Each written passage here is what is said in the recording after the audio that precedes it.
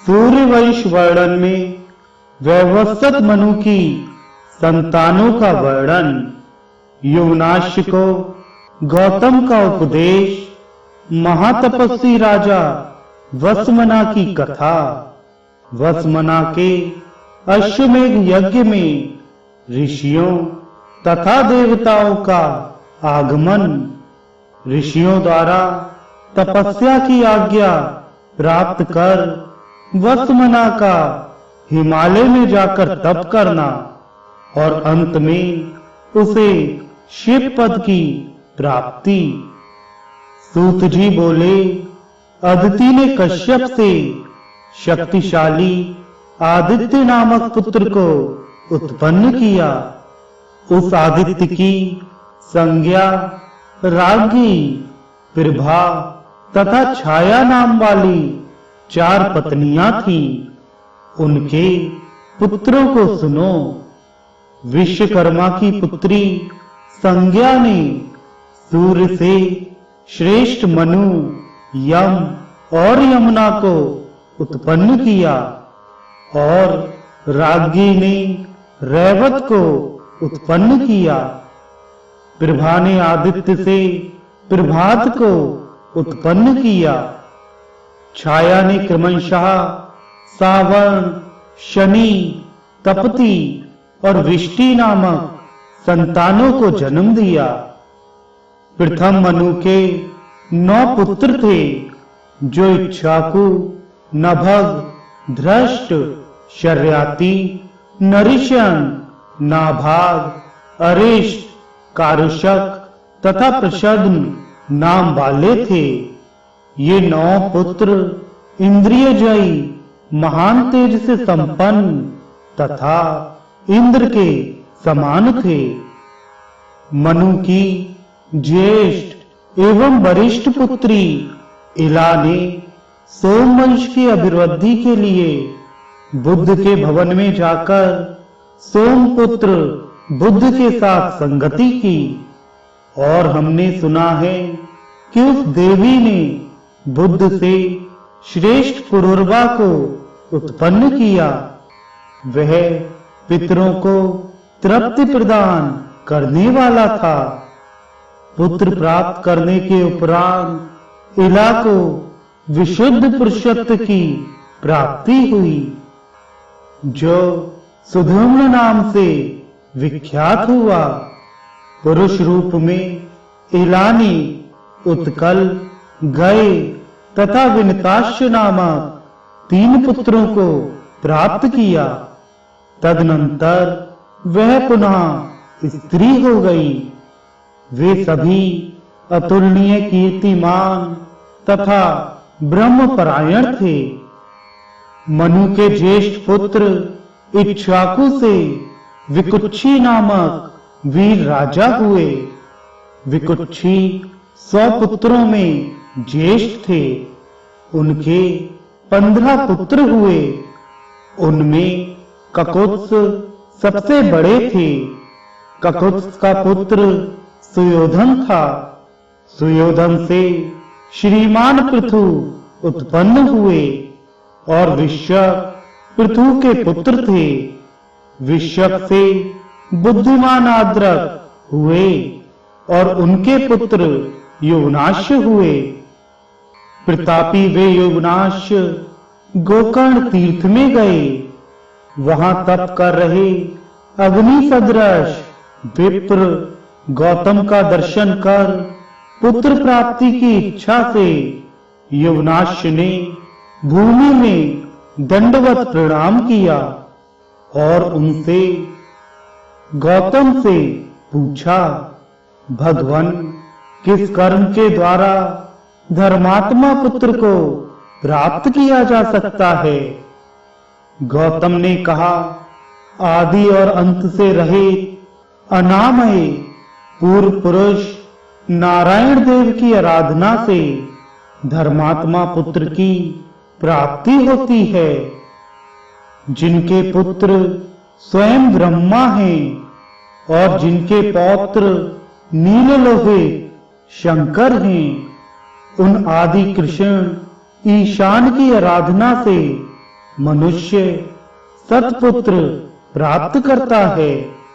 भगवान ब्रह्मा भी जिनके प्रभाव को तत्वतः नहीं जानते हैं, उन ऋषिकेश की आराधना से धार्मिक पुत्र को प्राप्त करना चाहिए। गौतम के वचन को सुनकर उस पृथ्वीपति युवनाश ने महायोगी सनातन वासुदेव की आराधना प्रारंभ की। आराधना के फलस्वरूप उसका वीर पुत्र हुआ, जो श्रावस्ती इस नाम से विख्यात हुआ। उसने गौड़ देश में श्रावस्ती नामक महापुरी का निर्माण किया। उससे बृहदस्य उत्पन्न हुए और उससे कुवलयाशक उत्पन्न हुए। धुंधु नामक महान असुर को मारने के कारण वे धुंधुमार के नाम से प्रसिद्ध हुए। श्रेष्ठ द्विजों, धुंधुमार के 3 पुत्र कहे गए हैं, दृणाश, दंडाश तथा कपिलाश। दृणाश का प्रमोद और प्रमोद का पुत्र हर्यश्व था। हर्यश्व का पुत्र निकुंभ था और निकुंभ से सहंताशक का जन्म हुआ। सहंताशक के कृशाश्व तथा रणाश्व ये 2 पुत्र हुए। रणाश्व का युद्ध में इंद्र के तुल्य बलशाली युवनाश्व नामक पुत्र हुआ। युवनाश्व ने ऋषियों की कृपा से वारुणी नामक याग का अनुष्ठान करके अप्रतिम महान बुद्धिमान शस्त्रधारियों में सर्वश्रेष्ठ तथा उत्तम विष्णु भक्त मानधाता नामक पुत्र को प्राप्त किया। मानधाता के पुरुकुत्स वीरवान अम्बरीश तथा पुण्यात्मा मुचकुंद नामक पुत्र हुए। युद्ध में वे सभी इंद्र के समान थे। अम्बरीश का पुत्र दूसरा युवनाश कहलाता है। युवनाश का पुत्र हरित और उसका पुत्र हारित हुआ। पुरुकुत्स का नर्मदा नामक पत्नी से महायशस्वी त्रसदस्यु नामक पुत्र उत्पन्न हुआ और उसका पुत्र संभूति हुआ। संभूति का विष्णुवृद्ध तथा दूसरा अनरण्य नामक पुत्र हुआ। अनरण्य का बृहदस्य और उसका पुत्र हर्यश्व हुआ। यही हर्यश्व अत्यंत धार्मिक राजा रूप में विख्यात हुआ। इसने कर्दम प्रजापति की कृपा से धार्मिक सूर्य भक्त वसुमना नामक पुत्र को प्राप्त किया। इस वसुमना नामक राजा ने सूर्य की आराधना से शत्रुओं का दमन करने वाले अप्रीतम कल्याणकारी तिरधनवा नामक पुत्र को प्राप्त किया। श्रेष्ठ द्विजों, स्वाध्याय निरत, दानशील, सहिष्णु तथा धर्मपरायण उस राजा ने शत्रुओं को जीतकर अश्वमेध नामक यज्ञ किया। उस महात्मा के यज्ञ स्थल में वशिष्ठ तथा कश्यप आदि प्रमुख ऋषिगण तथा इंद्र आदि देवता आए। विधि पूर्वक यज्ञ पूर्ण करके उन वशिष्ठ आदि द्विजोत्तमों को प्रणाम कर महाराज वसुमना ने विनय पूर्वक उनसे पूछा। वसुमना ने कहा, श्रेष्ठ ब्राह्मणों, आप सब कुछ जानने वाले हैं। मुझे यह बतलाइए कि संसार में यज्ञ, तप अथवा संन्यास में कौन अधिक श्रेयस्कर है? वशिष्ठ बोले, आत्मवान को चाहिए कि वह वेदों का विधिवत अध्ययन करके धर्म पूर्वक पुत्रों को उत्पन्न करे और यज्ञों द्वारा यज्ञेश्वर का यजन कर वन में जाए। पुलस्त ने कहा, सर्वप्रथम श्रेष्ठ देवों की यज्ञ द्वारा अर्चना करके और तपस्या द्वारा योगी देव परमेश्वर की आराधना करके विधि पूर्वक संन्यास ग्रहण करना चाहिए। पुलह बोले, जिन्हें अद्वितीय पुराण पुरुष तथा परमेश्वर कहा गया है, उन सहस्त्र किरण सूर्य की तपस्या द्वारा आराधना करके मोक्ष प्राप्त करना चाहिए। जमदग्नि ने कहा, जिन भगवान ईश्वर ने अजन्मा की नाभि में अद्वितीय बीज को स्थापित किया, उन देव की तपस्या द्वारा आराधना की जानी चाहिए।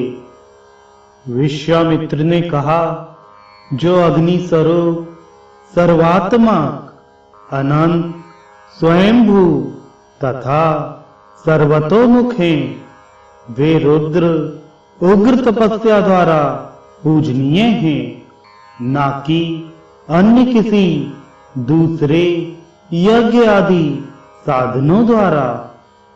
भरद्वाज बोले, यज्ञों द्वारा जिन सनातन अग्निदेव की पूजा की जाती है, वे सभी देवताओं के विग्रह रूप परमेश्वर ही तप के द्वारा पूजित होते हैं। अत्रि बोले, वे महेश्वर अत्यंत महान तप के द्वारा पूजे जाते हैं, जिनसे यह सब उत्पन्न हुआ है और प्रजापति जिनकी संतान है। गौतम ने कहा, जिससे प्रधान अर्थात पुरुष और प्रकृति उत्पन्न हुए हैं और जिनकी शक्ति से यह जगत उत्पन्न हुआ है, वे सनातन देवादिदेव तपस्या द्वारा पूजनीय हैं। कश्यप ने कहा, तप द्वारा आराधना करने से वे हजारों नेत्रों वाले साक्षी महायोगी प्रजापति प्रभु प्रसन्न होते हैं। कृतु बोले, अध्ययन रूपी यज्ञ पूर्ण कर पुत्र प्राप्त कर लेने वाले पुरुष के लिए तपस्या के अतिरिक्त कोई और दूसरा धर्म शास्त्रों में नहीं दिखाई देता। ऐसा सुनकर अत्यंत प्रसन्न मन वाले उस वसुमना राजऋषि ने उन द्विज श्रेष्ठों को प्रणाम किया और पूजन कर उन्हें विदा किया। तदनंतर उसने अपने पुत्र त्रिधनवा से इस प्रकार कहा, तप द्वारा मैं सूर्य मंडल के मध्य में स्थित प्राण रूप अद्वितीय अक्षर नामक ब्रह्म पुरुष की आराधना करूंगा। तुम धर्म में निरत होकर चातुर्वर्ण से समन्वित इस संपूर्ण पृथ्वी मंडल का आलस्य रहित होकर पालन करो। ऐसा कहकर वह अनग राजा वसुमना अपने पुत्र त्रिधनवा को राज्य सौंपकर सर्वोत्तम तपस्या करने के लिए वन में चला गया। ये वसुमना राजा हिमालय के शिखर पर स्थित रमणीय शुभ देवदारू वन में रहते हुए कंदमूल एवं फलों का आहार करते हुए मुनियों के अन्न से देवताओं की प्रसन्नता के लिए यज्ञ करने लगे। तपस्या द्वारा नष्ट हुए पापों वाले उन्होंने 100 वर्षों से भी अधिक समय तक वेद माता देवी सावित्री का मानसिक जप किया। उनके इस प्रकार जप करते रहने पर ही स्वयंभू देव परमेश्वर हिरण्यगर्भ विश्वात्मा स्वयं उस स्थान पर गए। विश्वतोमुख ब्रह्मदेव को आते हुए देखकर उन्होंने अपना नाम बोलते हुए उनके चरणों में सिर से प्रणाम किया और इस प्रकार कहा, देवादिदेव परमात्मा ब्रह्मा को नमस्कार है। सहस्त्र नेत्रों वाले हिरण्य मूर्ति आप वेदा को नमस्कार है। धाता और विधाता को नमस्कार है। वेदात्म मूर्ति को नमस्कार है। सांख्य तथा योग द्वारा ज्ञात होने वाले ज्ञान मूर्ति को नमस्कार है। सभी अर्थों के ज्ञाता सृष्टिकर्ता त्रिमूर्ति रूप आपको नमस्कार है। योगियों के गुरु पुराण पुरुष को नमस्कार है। तब प्रसन्न होकर विश्व भावन भगवान ब्रह्मा ने कहा, वर मांगो, तुम्हारा कल्याण हो, मैं तुम्हें वर दूंगा। राजा ने कहा, देव देवेश, मैं पुनः 100 वर्ष से अधिक समय तक इस वेद माता गायत्री का जप कर सकूं, इसके लिए उतनी ही मेरी आयु हो। राजा को देखकर विश्वात्मा ने बहुत अच्छा ऐसा कहा और प्रसन्न होकर हाथों से राजा का स्पर्श कर वे वहीं अंतर्धान हो गए।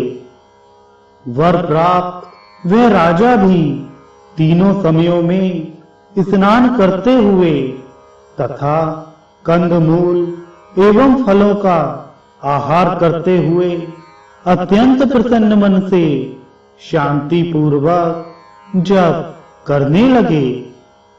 उनके जप करते हुए 100 वर्ष पूरा होने पर सूर्य मंडल के मध्य से प्रज्वलित किरणों वाले महायोगी भगवान प्रकट हुए। मंडल में स्थित उन सनातन स्वयंभू अनादि अनंत तथा वेदज्ञ ब्रह्मा को देखकर वे राजा आश्चर्यचकित हुए। उन्होंने वैदिक मंत्रों तथा विशेष रूप से गायत्री मंत्र द्वारा उनकी स्तुति की। क्षण भर में ही उन्होंने उन परमेश्वर पुरुष को 4 मुख वाले जटा तथा मुकुटधारी 8 हाथ तथा 3 नेत्र वाले चंद्रकलाओं से चिन्हित अर्धनारीश्वर शरीर वाले अपनी किरणों द्वारा संपूर्ण जगत को प्रकाशित करते हुए रक्त वस्त्र धारण किए, रक्त वर्ण वाले तथा रक्तमाला और रक्त अनुलेपन धारण किए नीलकंठ हर के रूप में देखा। उन्हें देखकर उन्हीं के भाव से भावित होकर परम सद्भाव से राजा ने सिर से रुद्र को प्रणाम किया और सावित्री मंत्र तथा इस स्तोत्र से स्तुति की। वे त्रय रूप रुद्र काल रूप कारण स्वरूप भासमान परमेष्ठी नीलकंठ को नमस्कार है।